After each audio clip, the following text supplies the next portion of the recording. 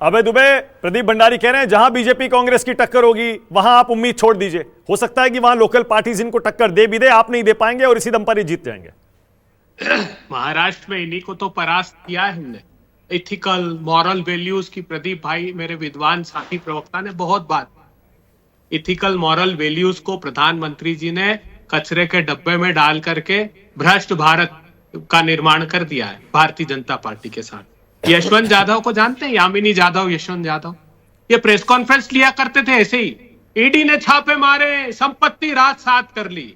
वो शिंदे सेना से भारतीय जनता पार्टी के साथ शामिल हो गए, तब पाप धुल गए। हसन मुंशरिफ भूल गए?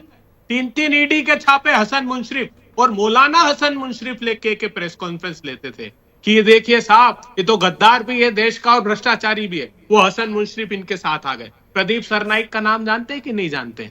वो भी अब आपके साथ हैं।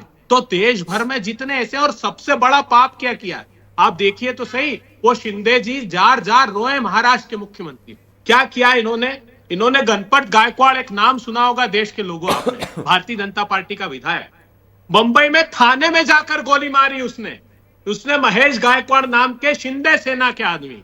ये जो शिंदे साहब मुख्यमंत्री हैं, अच्छा ओके, अभय दुबे, आपने प्रदीप भंडारी को सुना? अभी आपने सुना? उन्होंने खुद पहले ही मान लिया। उन्होंने कहा कि हाँ, हम तो 287 पर लड़ रहे हैं, नवाब मलिक की सीट बाहर मानिए आप।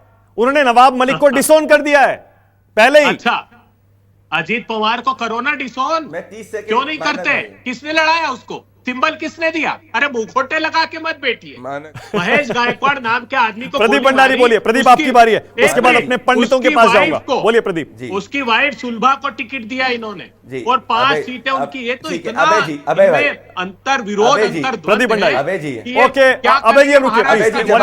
अभय जी आप बोलिए प्रदीप। अबे जी, आप मध्य प्रदेश से आते हैं। मध्य प्रदेश के लोग बहुत सहज होते हैं और एक दूसरे को सुनते हैं। मैं आपको सुन रहा था, मेरे को एक बार 30 सेकंड का जवाब दीजिए, जवाब देने का मौका दीजिए। देखिए मानक जी, मैं इनसे मॉरलिटी के लेक्चर नहीं लेना चाहता हूं। याकूब मेनन जैसे आतंकवादी के लिए मर्सी पिटीशन के लिए कांग्रेस के नेता गए थे। अब आतंकवादियों को बैक करने का प्रयास जो 26/11 के वक्त इन्होंने करा था, जब आरएसएस की साजिश की बात करी थी। Point number 2।